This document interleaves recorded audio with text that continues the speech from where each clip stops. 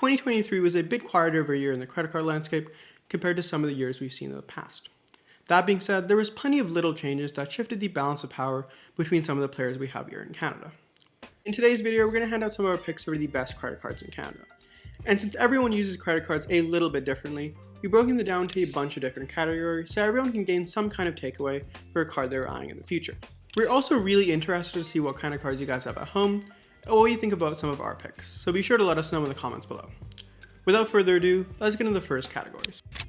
We're going to start off with the best card overall from each of the three networks, Mastercard, Visa, and American Express. Mastercard isn't known to have the flashiest cards around. They focus more on the lower to mid-range segment and partnering with new banks entering the space here in Canada.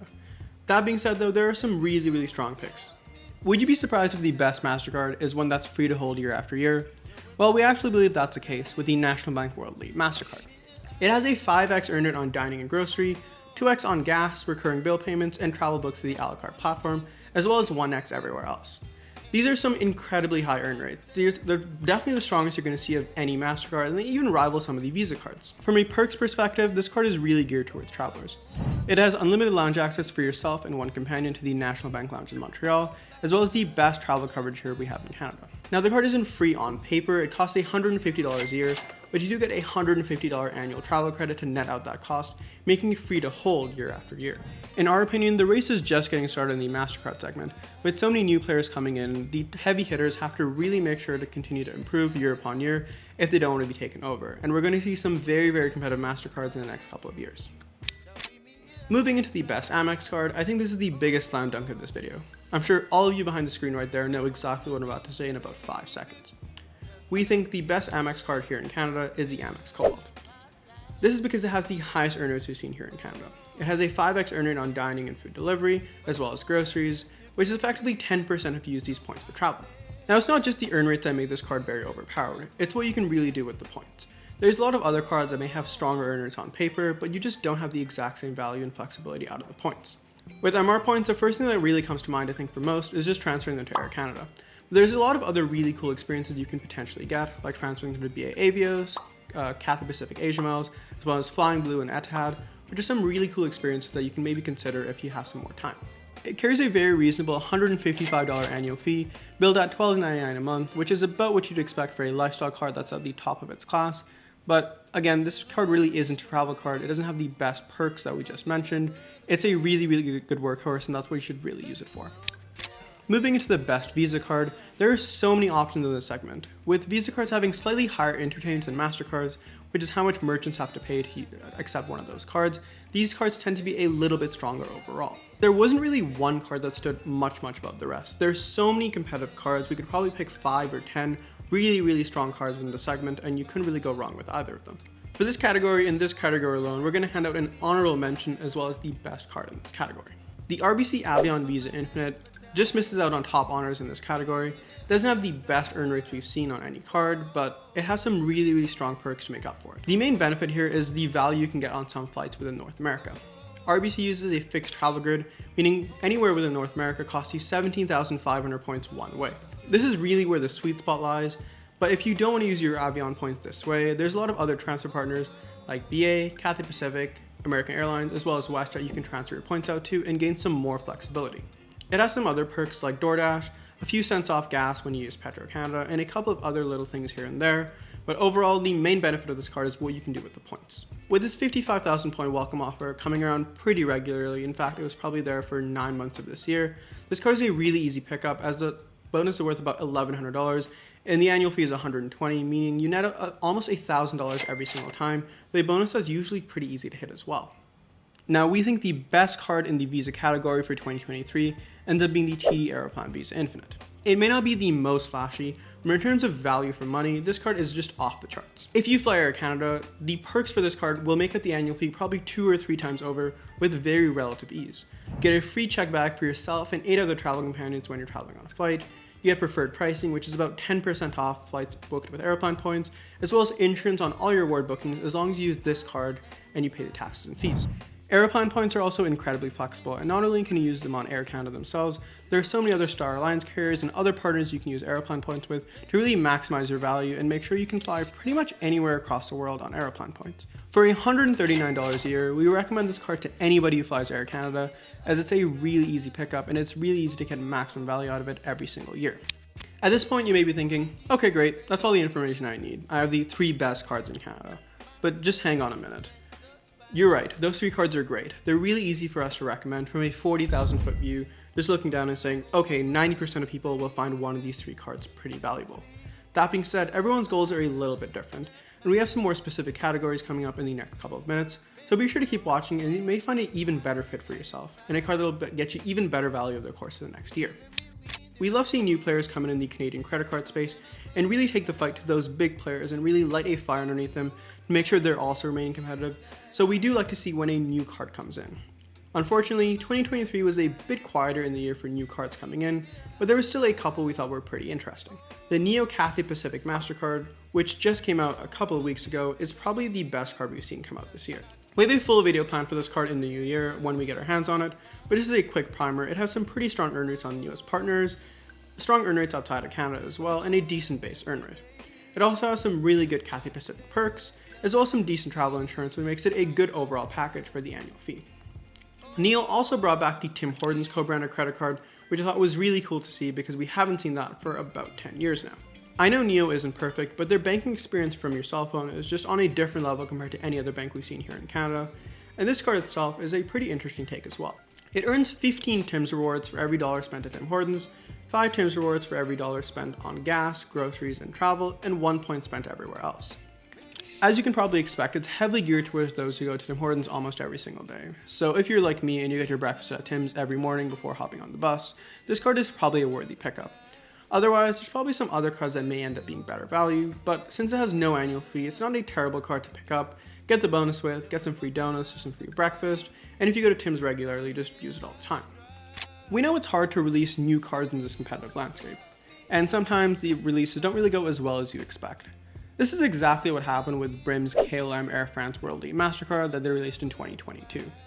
It wasn't the best value for $132, and it had no real reason for someone to pick it up, as it didn't really carry a welcome bonus. I'm glad to say that has now changed, and this card has probably had the biggest comeback we've seen of any card in the past couple of years.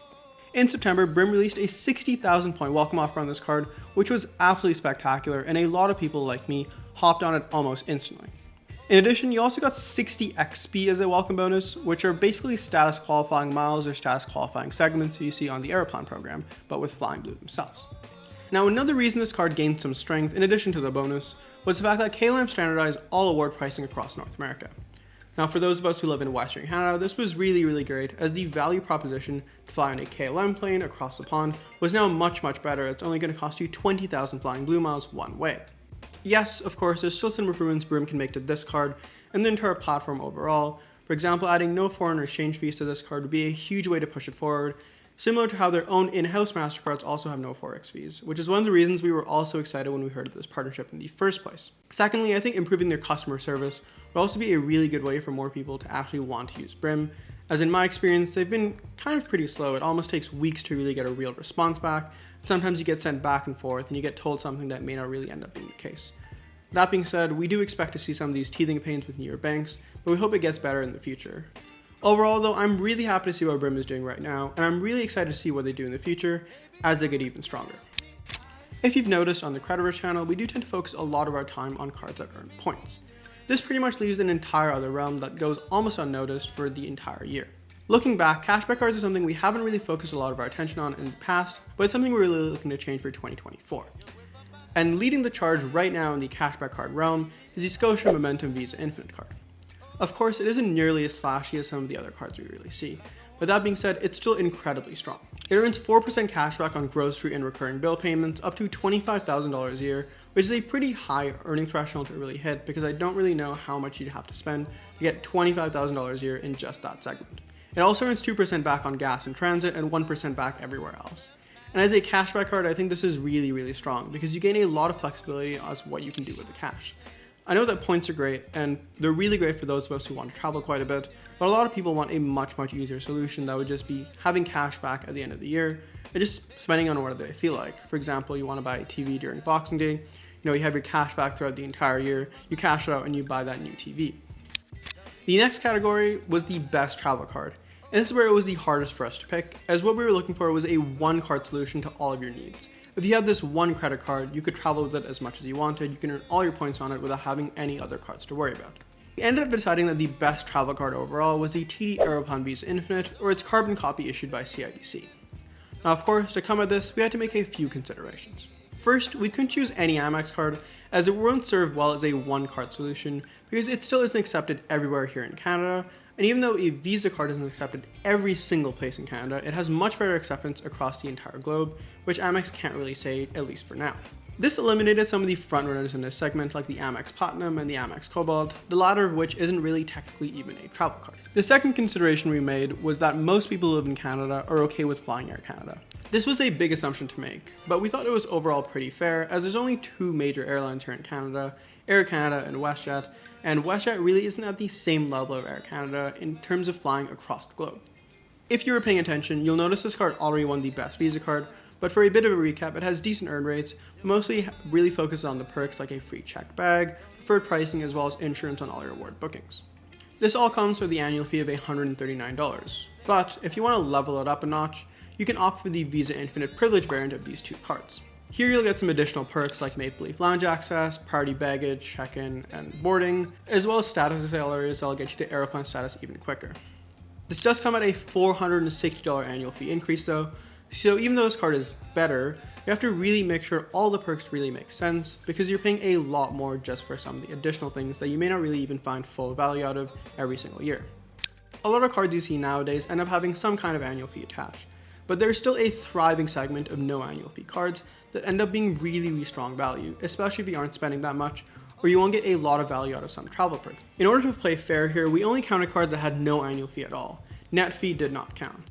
The leader in this category would end up being the Simply Financial Visa card, which is something I really hadn't heard of that much until this year, where it had some of the best earn rates we've seen. It earns 4% back at restaurants and coffee shops, 1.5% on recurring bill payments, gas, and groceries, as well as 0.5% everywhere else. Even if this card did have an annual fee, it'd probably be one of the best cashback cards in Canada, so we think this is an automatic pickup if you're okay banking with a bank that doesn't have any physical branches. Moving to the other end of the spectrum, we want to see what the best premium card here in Canada was. And we define a premium card as a card that had an annual fee over $250. In years past, this was a pretty closed race, with the Amex Platinum taking off in the sunset like Max Verstappen in the Red Bull this year with its $700 annual fee in tow. But with some of the changes we saw to the Platinum earlier in September, we really had to reconsider if this card was really the best premium card here in Canada. Some of the changes in September were Amex cutting the earn rate on this card for dining from 3x down to 2x per dollar spend, which would cost anybody spending $500 a month on this category $120 in rewards over the course of the year if they used to use it for travel. In addition, we also saw a $100 annual fee increase. Now the card would cost you $800 a year just to hold, but they did try to sweeten the pot a little bit with a $200 dining credit you can use at a couple of restaurants they pick. Overall, we thought these changes were a net negative at the end of the year, but we really had to think, what are some of the competition doing? The RBC Avion Visa Infinite Privilege is strong, but it's not super strong with a lot of the perks it has, and it has $400 annual fee, and it doesn't really have the same number of transfer partners. Another card would be like the Amex Gold with this $150 net annual fee, but it doesn't have all the same perks. Can't really do everything with it. Some of the Aeroplan Reserve cards or the Visa Infinite Privilege variants of those cards are also pretty interesting picks, but there's not really anything that stands at the Amex Platinum even at this point. It has so many additional benefits like worldwide lounge access, ability to get through security at Pearson Airport, some hotel status, car rental status, other things that really push it to a totally new level that Amex can continually crank up the annual fee just a little bit every single year, and people will still think it's the best card to get because honestly, it kind of is. Obviously, I'm hoping this changes in the future, but for now, it's hard to really argue that this is the best premium card here in Canada. Before we tell you what the best credit card here in Canada is, we want to kind of take a step back and think about what we're really looking forward to seeing in 2024. So if you're someone at a bank who works in the credit card department, please take some of these additions as, some free advice, as we think this would be really nice in the Canadian credit card landscape. First, we're interested to see what RBC ends up doing with the HSBC credit cards. Now we know that HSBC now finally cut off applications to their new credit cards, which means this deal is truly properly taking place, and RBC will probably come out with some kind of variant for these cards. Some of the things on my wish list are no Forex fees on some of these cards, because the HSBC World and Mastercard already have that, and I think RBC could really do with a card that is really usable all the way across the world. Another thing I'm really interested to see is Porter getting into the credit card game. Porter Airlines took some really great strides this year. With the addition of their Embraer E2s, they were able to really open up their route network to all of North America, and I'm actually flying on one of these planes in the next couple of weeks, so I'm interested to see what the experience is really like. But I think it's about time that they can take their VIP Porter program they've started to focus a lot more on in the last couple of years, and maybe co-brand it with another credit card.